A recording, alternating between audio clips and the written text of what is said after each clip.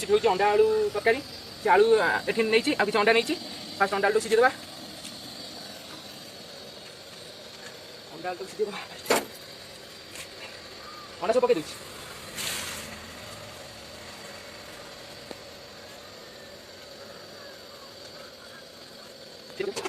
Under अंडा तरकारी कटा पिज कंचा लंका रसुण अदा टमाटर आम नहीं आसुँ जो पेस्टा तैयार हुई पिज पिज कटा अदा कंचा लंका छेचाटा कि टप नहीं सब ना कौन ये लंका भुंजी टे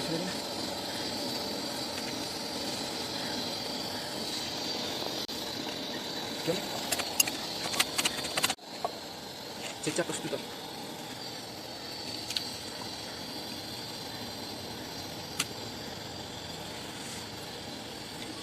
अंडा भी सीझी जाओ ना कौन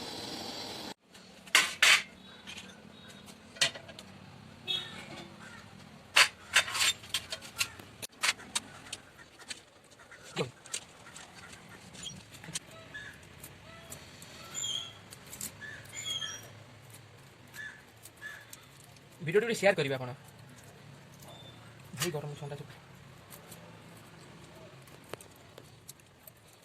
ठंडा होती भारी प्रथम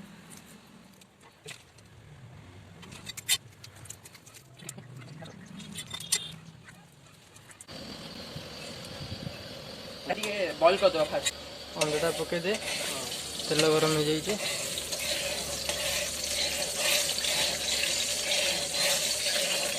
थोड़ी तेल लेकिन टेस्ट का कौन तेल हम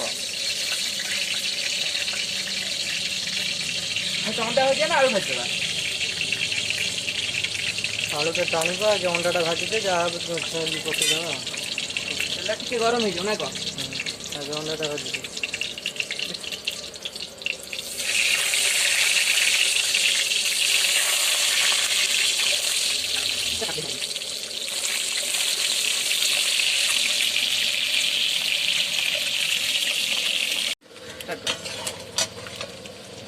अंडाटा पूरा सीझी पूरा हो गला फ्राए हो गला रेड कलर भी आसीगला तो अंडाटा को काढ़ीदेव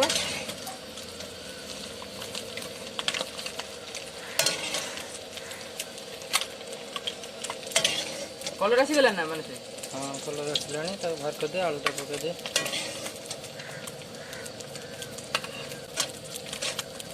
आलूटा अल्प फ्राए हम बुझे ना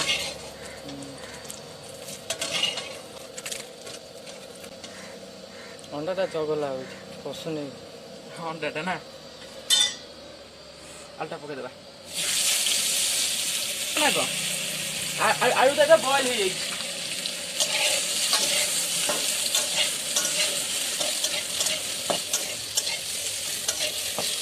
आलूटा हल्का फ्राए हो जाए आलूटा भी फ्राए हो गलानी आलूटा काटदे अंडा अंडाटा मुझे हैरान कला ना कौन माने हाँ आलूटा शीघ्र हो गला बॉइल आलू बोली आम शीघ्र हो गला ये कंचा आलू होते शीघ्र होने सर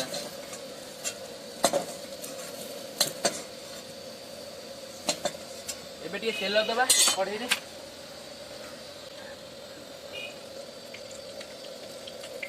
तेल ताती जाऊ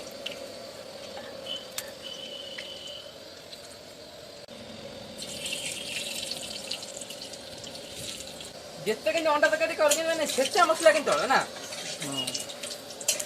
ग्राइंडिंग छेचा शिल बटा छेचा आप ट्राए कर घर देखो छेचा मसला कि अंडा तक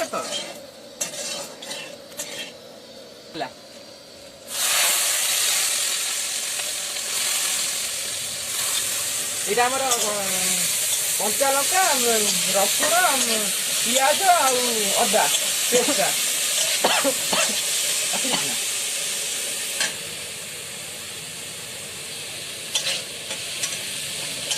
मसलाटा हल्का फ्राए हो गला टमाटोटा ऐड करदे तादे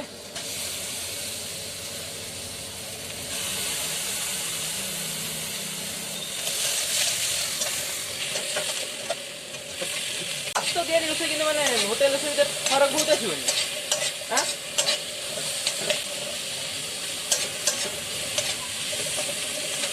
टमाटर अल्प समय बॉइल हो जाऊ ना कौन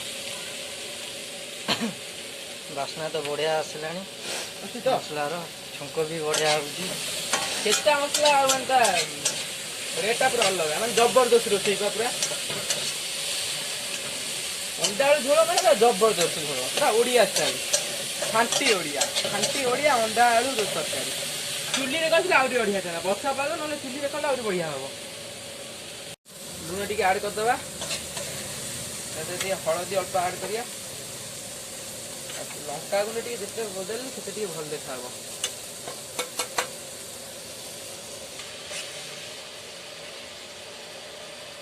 ମସଲା ଟିକେ ଜବରଦସ୍ତ ଖାଇଲା ନା।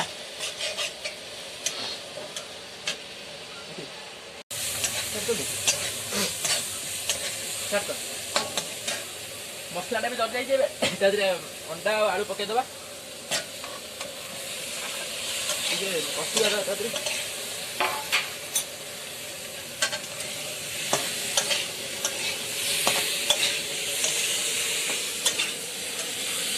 ଜବରଦସ୍ତ ହେଲା ନା।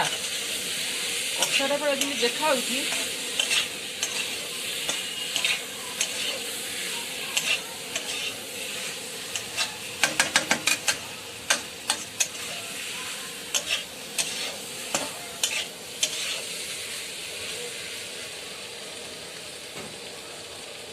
ମସଲା ଅଣ୍ଡା ଆଳୁ ଟିକେ ଫ୍ରାଏ ହେଇଯାଇଛି। ଏବେ ପାଣି ଦେଇଦେବା ତା ଦେହରେ ନା କ'ଣ କହୁଛୁ? ପାଣି ଦେଇଦେବା। ପାଣି ଦେଇଦେବା। ଭଲ ଦେଖାଉନି ଜବରଦସ୍ତ ଦେଖାଉନି ପୁରା। ଆପଣମାନେ କେମିତି ଲାଗୁଛି କମେଣ୍ଟ କରିକି ନିଶ୍ଚୟ ଆମକୁ ଜଣାନ୍ତୁ। ଆଉ ଭିଡ଼ିଓ ଆଉ ଚ୍ୟାନେଲ୍ ପରେ ଯଦି ଫାଷ୍ଟ ହେଇଛି ସବସ୍କ୍ରାଇବ୍ କରିଦେବେ।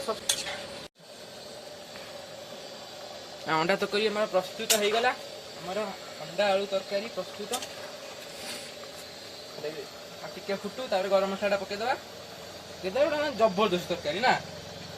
ବାସ୍ନା ତ ମୁହଁରୁ ପାଣି ବାହାରି ଗଲାଣି ଆସିକି। ନାଘା ତରକାରୀ ଗୋଟେ ହେଲା କିନ୍ତୁ ଅଣ୍ଡା ଆଳୁ। ନିଜ ହାତ ରୋଷେଇ ମାନେ ପୋଡ଼ ଫୋଡ଼ ବି ଆଇଲେ ଚଳିବ। ଭାତଟା ବାଡ଼ିଦବା ନା କହ?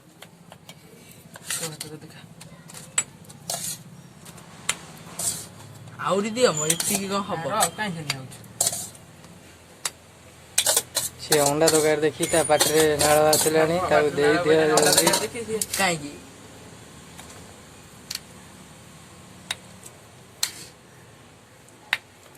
ଭାତ ଅଛି କାହିଁ ଛାନି ଆଉଛି। ଖାଆଛୁ କେତେ ଖାଇପାରିବୁ? ମଳା କର। ଡାଲି ପକେଇବା। ଡାଲିଟା ଦେବନି। ରେକର୍ଡିଂ କରୁଛୁ କି? ହଁ ସବୁ ବାଡ଼ି ଦେଇ ସାରା ତାପରେ ଷ୍ଟାର୍ଟ କରିବା। ବାଡ଼ି ଦେବା।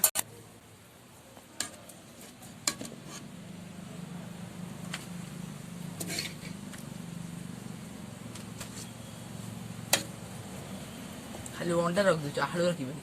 ସବୁ ଯାଉ ତୁ ବସୁନୁ। ଏଇଟା ଥାଉ। ଏଇଟା ତ ସିନା ଖାଇ ନେଇଛ।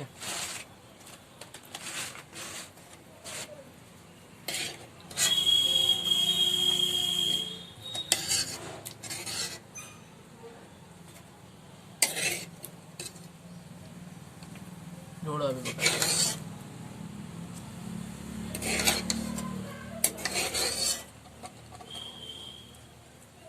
ସେଇପଟେ କରକୁ ଝୋଳ ଆଜି କିନ୍ତୁ ମସଲା ଗୁଡ଼ା ଏପଟରେ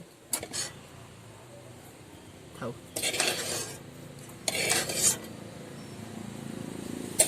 ଡାଲି ତ ହେଲା ନା କଣ?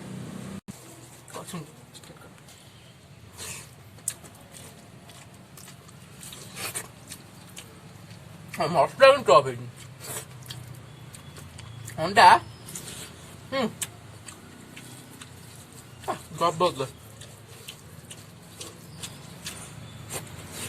ବେଷ୍ଟ ହେଇଛି ପୁରା ବେଷ୍ଟ।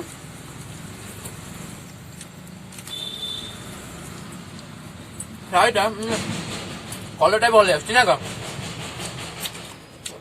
ସେୟାର କରନ୍ତୁ ଭିଡ଼ିଓଟା ଟିକେ ସେୟାର କରୁନାହାନ୍ତି। କିନ୍ତୁ ଛେଚା ମସଲା ତଳ ନା ନୁହେଁ କି? ଯେତେ ଛେଚା ମସଲା ତଳ।